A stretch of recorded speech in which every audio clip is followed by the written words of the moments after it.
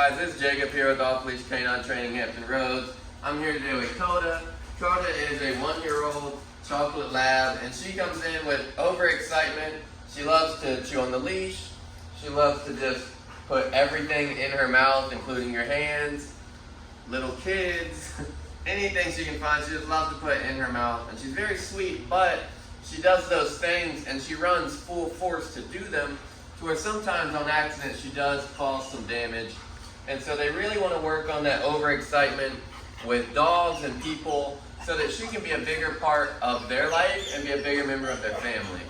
She also pulls a lot when they take her on walks, and she doesn't really like to calm down when they're doing anything outside their house or when there's something new inside the house or even just someone coming to the door. They really want her to be a bigger member of the family and be able to take her to more places and just have her be calmer when she's at home with them. She's done a few lessons already to build some obedience, but Mom really wants to round out some things and see a bigger improvement than what they've been able to find up to this point. So let's see what she knows. Koda, come. Good girl.